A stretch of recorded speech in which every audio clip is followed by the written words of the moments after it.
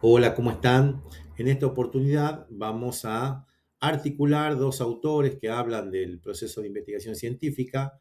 Por un lado tenemos a Juni y Urbano, investigadores argentinos que escriben una trilogía sobre técnicas para la investigación, y por otro lado Hernández Sampieri y colaboradores que han escrito un libro, un bestseller, ha vendido muchísimos ejemplares, con un libro denominado también Metodología de la Investigación.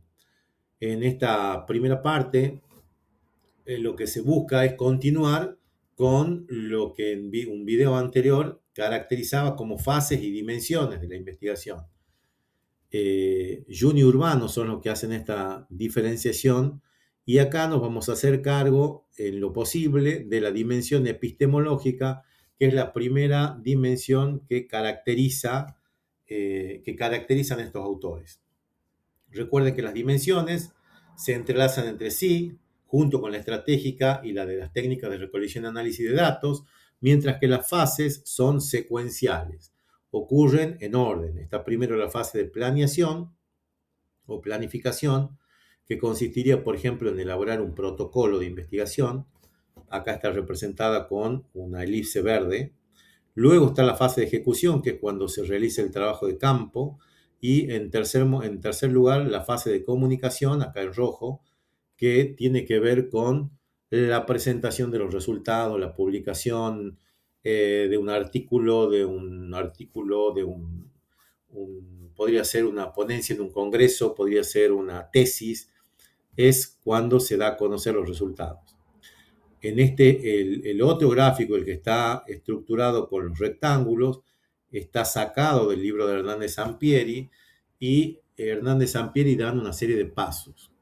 Entonces, los pasos que están en verde, que es planteamiento del problema en la investigación cualitativa, y en la cuantitativa, problema, marco teórico, alcances, hipótesis y diseño, todo eso consistiría en lo que es la fase de planeación para Juni Urbano.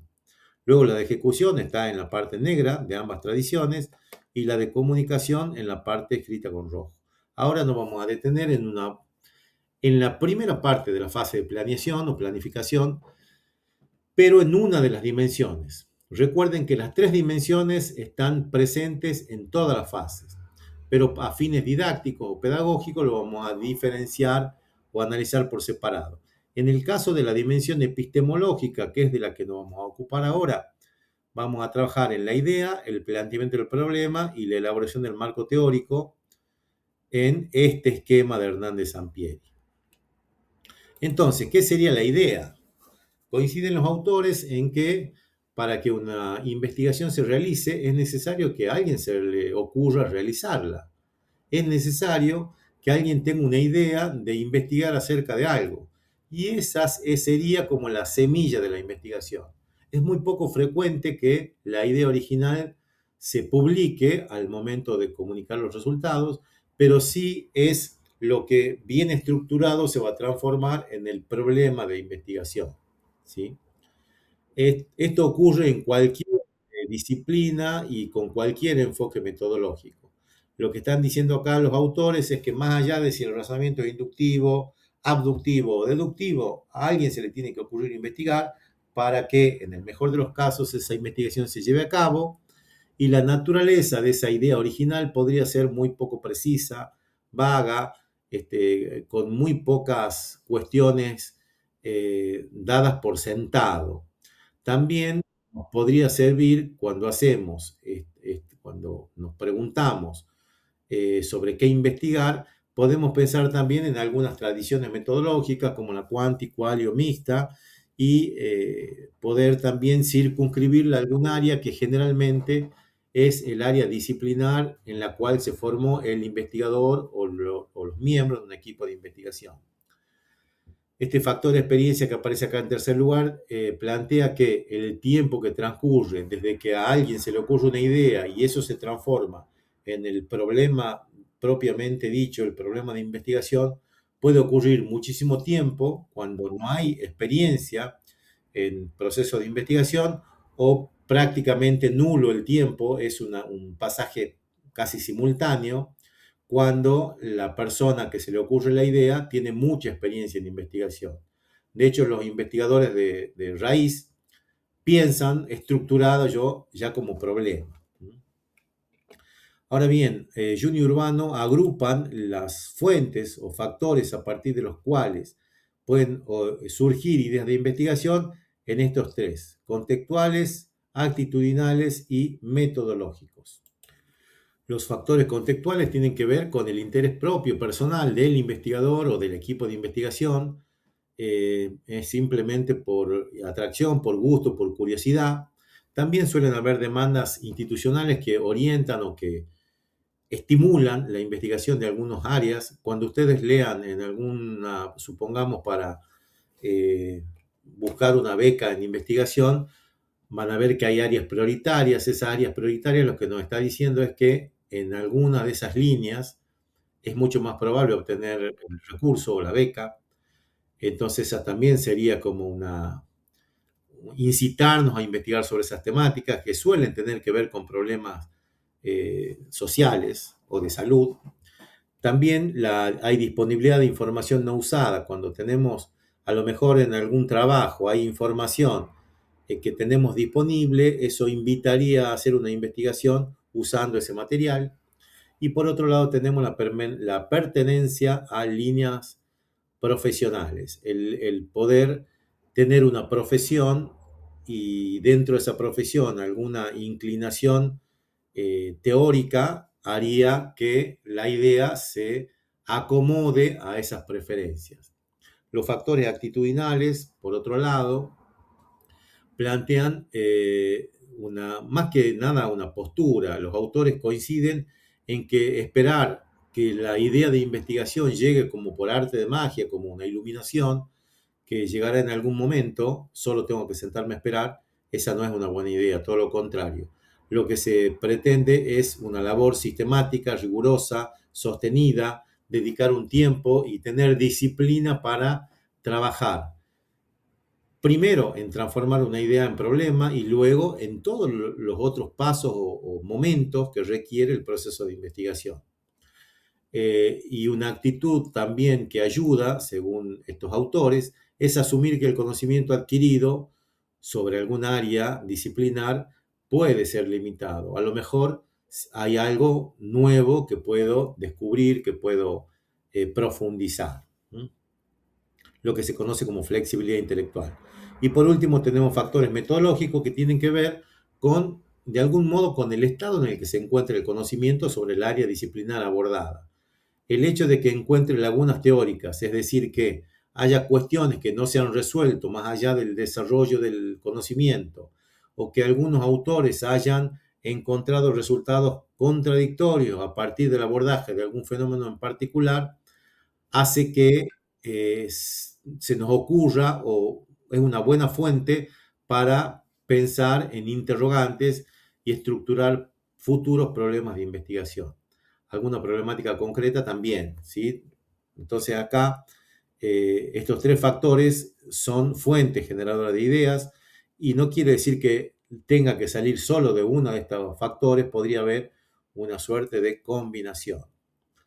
Bien, también cuando comenzamos el proceso de investigación, es conveniente que esa idea o esas multiplicidad de ideas sueltas y poco precisas la pasemos por una suerte de filtro.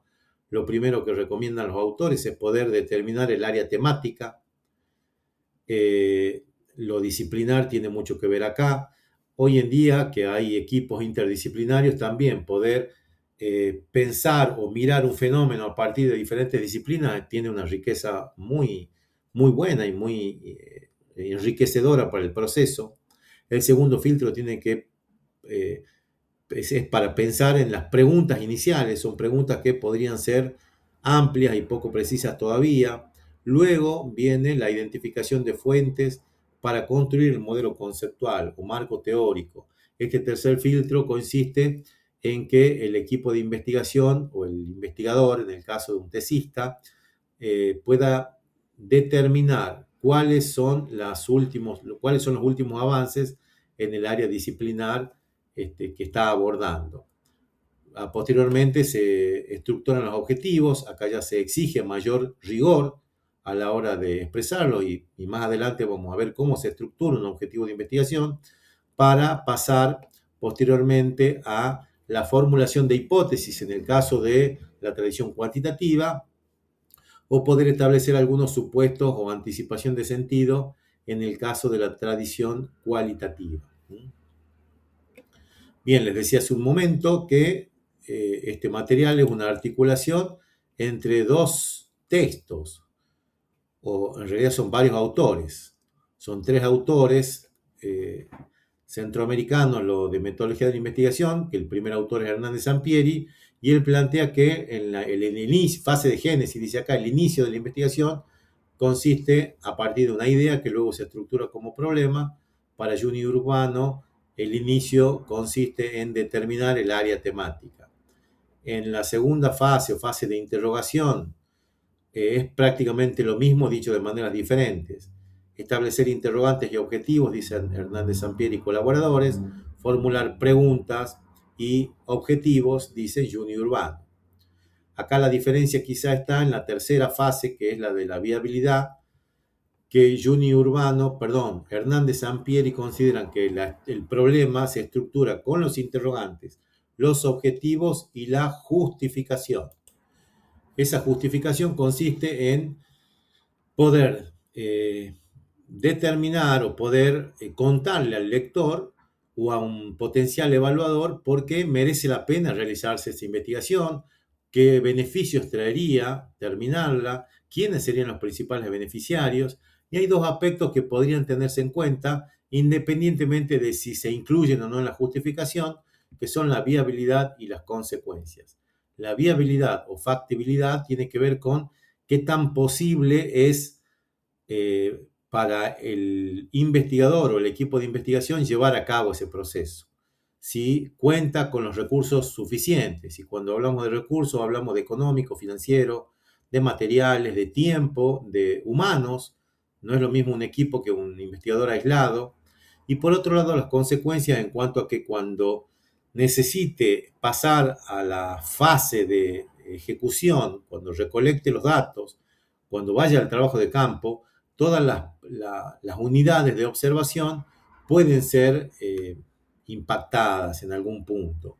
Si bien no es lo mismo un diseño experimental que un diseño observacional, siempre que el investigador irrumpe o se introduce en un escenario o en un territorio, este puede generar alguna modificación y necesitamos tener en cuenta eso.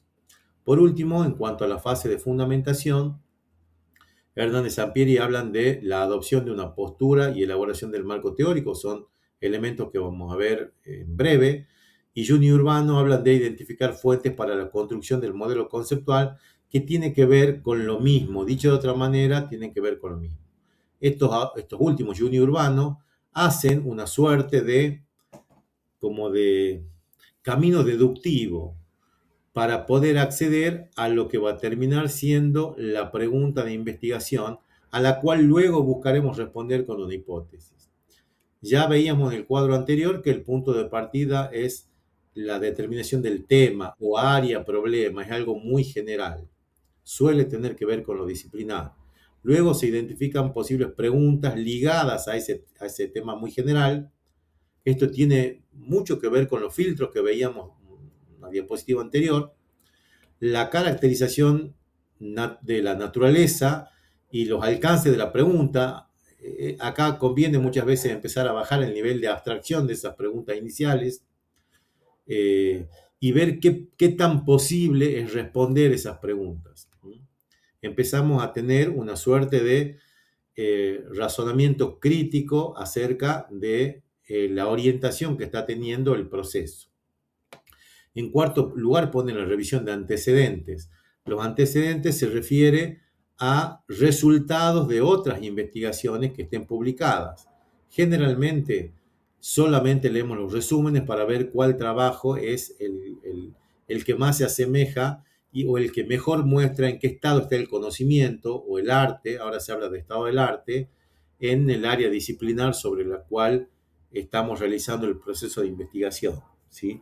Hay instituciones que exigen antecedentes nuevos de los últimos 5 años, en algunos otros casos los últimos 3 años, pero lo que tenemos que hacer en este momento, en este cuarto momento, es dar cuenta de que sabemos en qué estado está la comunidad científica respecto a el área temática que hemos elegido. Luego viene a adoptar una perspectiva disciplinar o conceptual, que es como de algún modo estructurar el marco teórico. El sexto momento es formular provisionalmente el problema y evaluarlo, ver qué valor teórico tiene, el valor práctico y el de la viabilidad, que es algo que ya hemos hablado. Y por último, la redacción bien estructurada de la pregunta de investigación. ¿Qué sería esto de la redacción bien estructurada? Hay un esquema que también proponen Juni Urbano de estos 4 elementos. Una pregunta que está bien estructurada requiere de interrogantes, variables, unidades de observación y contexto. Acá al final dice la regla de redacción. La forma definitiva debe ser siempre interrogativa, que tiene que ser clara, sin ambigüedades y dejar muy claro qué es lo que se pretende. Entonces, debe comenzar siempre con una pregunta: qué, cómo, dónde, cuándo, por qué, para qué. Es el primer elemento. El segundo elemento, y quizás uno de los más importantes, tiene que ver con la identificación de los atributos del fenómeno que voy a investigar. Son las variables. Esas variables siempre están relacionadas con el área temática, solo que en una forma más específica, y los antecedentes tienen que dar cuenta, al igual que el marco teórico, de que tenemos elementos para definir y fundamentar conceptualmente estas variables. Luego vienen las características de la unidad de observación, también le llaman unidad de análisis, no son exactamente lo mismo, podrían serlo, pero lo vamos a dejar para más adelante esta explicación. Acá lo que tenemos que especificar es en quiénes vamos a medir las variables del cuadrante anterior. Serán personas, serán grupos de personas, serán familias, serán organizaciones, tendrán alguna característica en particular, serán adolescentes, niños, adultos, vivirán en algún lugar, y esto de dónde vivirán y en qué momento se encuentra al momento de la investigación tiene que ver con el último cuadrante, que es el del contexto. En qué lugar se encuentran estas unidades de observación. Esa es la contextualización. Una vez que ya hemos podido formular la o las preguntas de investigación ya bien estructuradas, que ya pueden ser respondidas de manera directa, antes de responderla, lo que necesitamos hacer es construir un marco conceptual. Ese marco conceptual tiene básicamente 2 momentos. Acá lo plantean que el marco conceptual teórico es un proceso y a la vez es un producto. ¿Y por qué tiene 2 momentos? Estos momentos lo podemos ver mejor en Hernández Sampieri. Hay una primera etapa en la que el investigador o el equipo debe revisar toda la literatura posible sobre el área temática que está investigando para luego poder adoptar una postura propia. ¿Sí? Es fundamental trabajar con fuente primaria, es todo lo que viene directamente de los autores. Podría ser un desarrollo teórico en un libro, un reporte de investigación, una ponencia en un congreso, una entrevista, la observación de una situación real, todo lo que venga directamente de la fuente se considera una fuente primaria. Cuando la fuente primaria es muy abundante, lo cual ocurre en algunas áreas temáticas, conviene comenzar por fuentes secundarias. Son lugares en donde encontramos de manera sintética las fuentes primarias. Por ejemplo, las publicaciones de los resúmenes, que eso ocurre, por ejemplo, en los congresos internacionales. Hay publicaciones de resúmenes. Yo con el resumen puedo elegir qué trabajos leer o en cuáles profundizar o en cuáles detenerme, y después voy a buscar lo que ya sería la fuente primaria. Y en algunas áreas disciplinares la fuente secundaria también es muy abundante. Entonces, como estrategia, Hernández Sampieri y colaboradores plantean comenzar la búsqueda por fuentes terciarias para elegir de una manera más rápida y operativa los elementos con los cuales me voy a quedar para construir el marco teórico, que es ya el segundo momento o segunda etapa.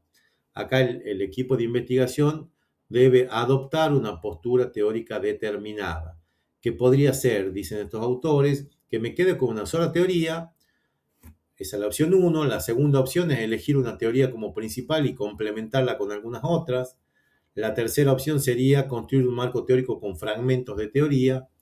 Y la cuarta opción, en caso de aquellas disciplinas o problemáticas muy novedosas en donde no conseguimos desarrollos teóricos ni investigaciones, vamos a necesitar generar fuente primaria, entrevistar a algunos especialistas o algunas personas que estén trabajando sobre ese tema nuevo. Hay total libertad a la hora de elegir cuál es nuestra postura teórica. Sin embargo, debemos dar cuenta de que tenemos un conocimiento acabado de en qué anda la comunidad científica mundial respecto a esa problemática. Ahora, ¿para qué sirve la construcción del marco teórico? Acá tenemos algunas líneas u opciones. Por un lado, para prevenir algunos errores que se hayan cometido ya otros autores, entonces conociéndolos, podríamos evitar cometer los mismos errores. También tenemos la función de orientación para poder orientarnos no solo en cómo se aborda el tema y cómo se definen los conceptos, sino también con qué estrategias, con qué instrumentos, qué diseños se han utilizado. También me sirven para el enfoque. Podríamos elegir el enfoque que le vamos a dar al abordaje de la problemática en función de lo que no esté hecho lo suficientemente según los antecedentes o en algún enfoque original.